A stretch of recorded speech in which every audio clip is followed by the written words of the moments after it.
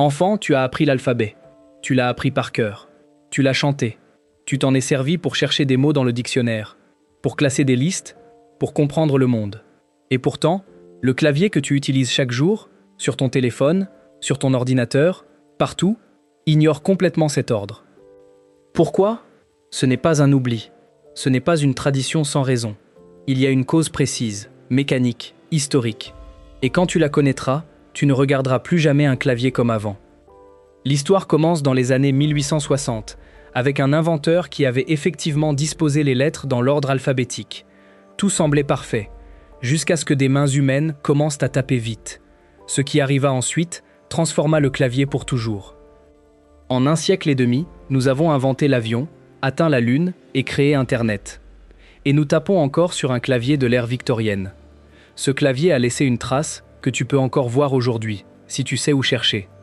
Pour la trouver, il faut remonter à 1868, à un homme qui n'imaginait pas que sa solution durerait 150 ans. Son nom était Christopher Latham Sholes, rédacteur de journal, inventeur par nécessité, et le premier aux États-Unis à construire une machine à écrire commercialement utilisable. Sholes fit ce que n'importe quelle personne sensée aurait fait. Il disposa les lettres dans l'ordre alphabétique, de A à Z, rangée après rangée. Clair, ordonné, logique. Exactement ce qu'on attendrait de quelqu'un qui construit un outil censé reproduire l'écriture. Le problème apparut presque immédiatement. Imagine ça, un piège à souris, multiplié par 50. Chaque touche était reliée à un bras métallique fin qui jaillissait vers le haut pour frapper la lettre sur le papier, comme le marteau d'un piano, mais avec de l'encre. La mécanique était ingénieuse pour l'époque. Fragile aussi. Quand le dactylo tapait lentement, tout fonctionnait. Chaque bras montait, frappait, redescendait avant que le suivant ne parte. Mais dès qu'il prenait de la vitesse, les bras se heurtaient. Ils s'enchevêtraient en un nœud de métal taché d'encre.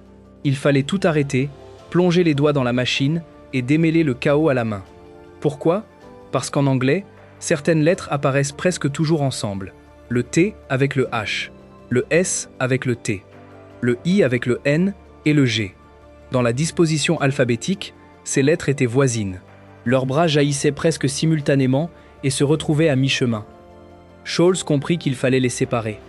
Il passa des années à déplacer des lettres, à tester des combinaisons, à observer des dactylos tapés pour identifier les collisions les plus fréquentes. Ce n'était pas de la théorie, c'était de l'ingénierie empirique, lettre par lettre.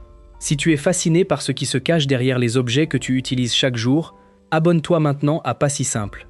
Chaque jour, un objet qui dissimule plus qu'il ne montre. Mais il y avait un autre facteur que personne ne mentionne, et qui modifia le design d'une façon que tu n'imagines pas encore. Dans les années 1870, les principaux utilisateurs de la machine à écrire n'étaient pas des écrivains, c'étaient des télégraphistes. Des hommes entraînés à écouter le code Morse et à le transcrire en temps réel, lettre par lettre, sans pause. Les dactylos les plus rapides du monde.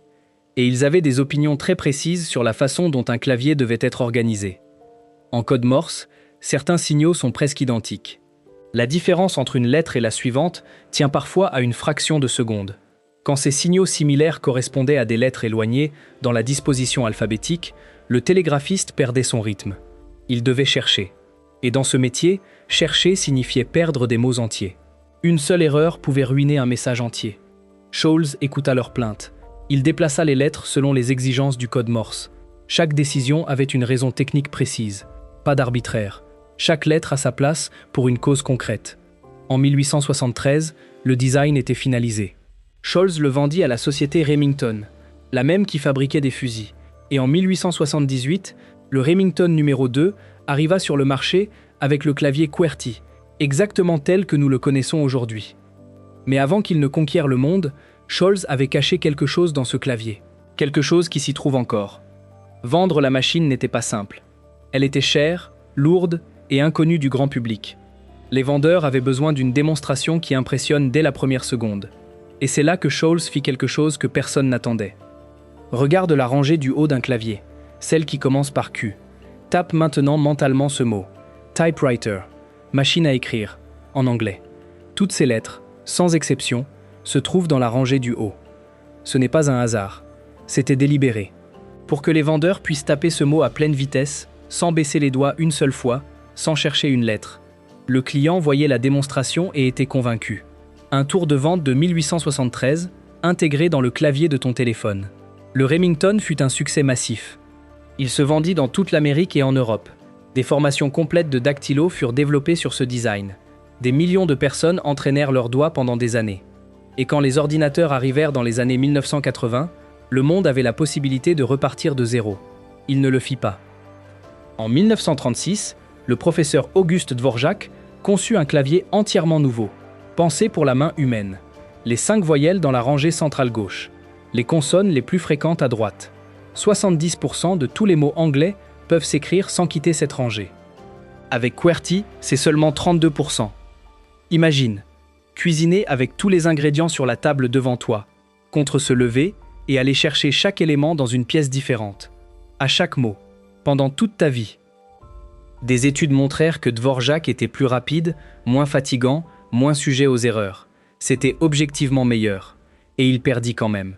Il y avait des millions de dactylos formés au QWERTY, des usines entières, des écoles avec des décennies de programmes, des employeurs qui ne voulaient pas reformer leur personnel. La transition aurait coûté ce que personne n'était prêt à payer. Le monde choisit le confort du familier plutôt que l'efficacité du meilleur. Et quand les ordinateurs arrivèrent, l'occasion fut définitivement perdue. Mais il y a quelque chose que ce débat ne mentionne jamais. Quelque chose qui concerne des centaines de millions de personnes. Quelque chose qui se trouve en ce moment même devant toi. Le clavier QWERTY a été conçu pour l'anglais. Uniquement pour l'anglais. Quand Scholz construisit sa machine en 1868, le français n'existait pas dans ses réflexions. C'était une invention américaine pour un marché américain. Le français possède des lettres que l'anglais n'a pas. E, A, C, I et bien d'autres encore. Ces caractères n'existaient pas dans le design original de Scholz. Ils n'apparaissaient pas sur les premières machines exportées en Europe. Ce n'est que lorsque les pays francophones firent pression sur les fabricants qu'ils furent finalement intégrés, souvent relégués dans des positions inconfortables, en accès secondaire, comme des invités tardifs qu'on a mal installés. Chaque fois que tu tapes un E ou un C, tu utilises une lettre qui a dû se battre pour trouver sa place sur un clavier qui n'a jamais été conçu pour elle. La prochaine fois que tu sortiras ton téléphone pour envoyer un message, souviens-toi, tes doigts suivent un chemin dessiné en 1873 pour résoudre un problème mécanique disparu depuis un demi-siècle. Le problème n'existe plus. La machine n'existe plus. Mais l'ordre reste gravé dans chaque écran, chaque ordinateur, chaque clavier de la planète.